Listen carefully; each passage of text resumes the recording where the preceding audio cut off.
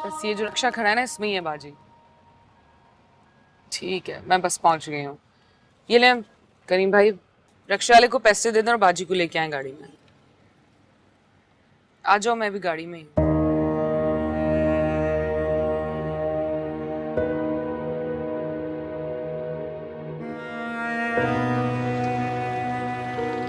आओ बैठो।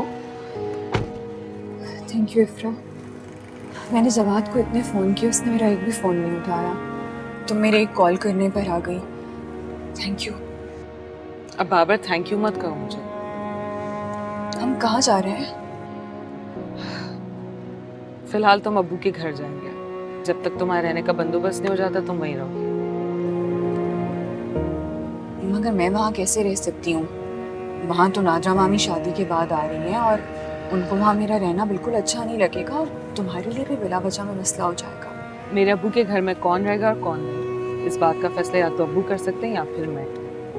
और एक बात तो हम तय कर ही चुके हैं, कुछ भी हो जाए नादरा खाला ना ही तो मेरे अब्बू के घर में आएंगी और ना ही अब्बू की जिंदगी।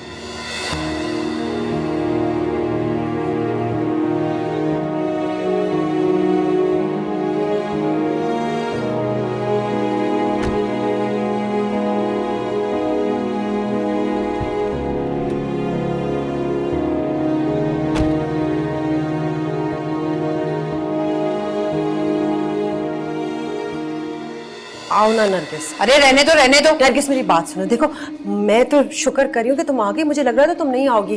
देखो तुम्हारी नाराजगी एक तरफ, मगर बहनें कितनी देर तक एक दूसरे से नाराज होंगी। सुन तो लो ना जरा। अरे जो कुछ तुमने मेरे साथ किया है वो पूछने के लिए मुझे आना तो था कि आखिर मैंने तुम्हारा बिगाड़ा क्या है। इतना बड़ा झूठ, इतना बड़ा धोखा।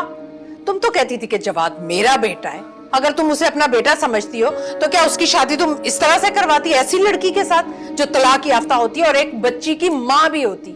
माफ करे, मेरे साथ आओ, बैठो। नहीं, मुझे दुख इस बात का नहीं है कि तुमने मुझसे झूठ बोला है। दुख मुझे इस बात का है कि तुमने मेरे साथ फ्रेब किया, धोखा किया। आ बैठ। तुझे कसम है, मेरी कसम है। बैठ ना। बोलती जा रही है, मेरी तो कुछ सुनी नहीं है। बैठो।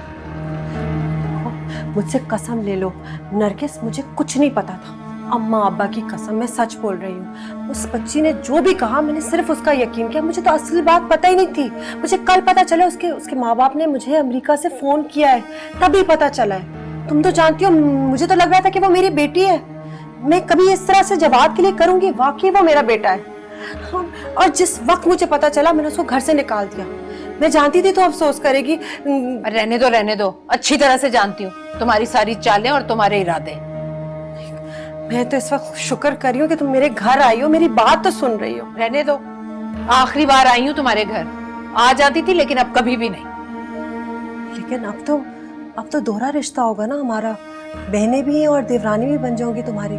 सारे रिश्ते पुराने खत्म हो गए और अगर तुमने फयाज के साथ निकाह किया ना तो तुम्हारा और मेरा तो कोई रिश्ता रहेगा ही नहीं। एक सेकंड के लिए मेरी बात सुन ले जरा ठंडे दिमाग से।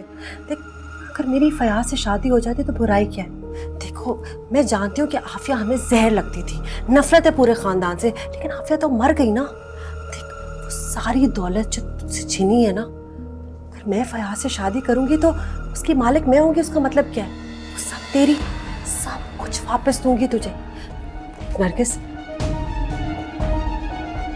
जरा सोच, मेरे बात तो कोई भी नहीं है ना। जो भी मेरा है वो तुम्हारा है। खुदा के वास्ते अपनी बहन का साथ दो। घर वालों को, रिश्तेदारों को कायल करो, भाइयों को मनाओ, साथ दो। और सब कुछ जो मेरा होगा वो सब तुम्हारा, राशन और जवाद का ही होगा ना। चलना नरगिस, पहले तो हमेशा मान लेती थी मेरी बात। घटिया नीच लोगों की बातों में आ रही है तू।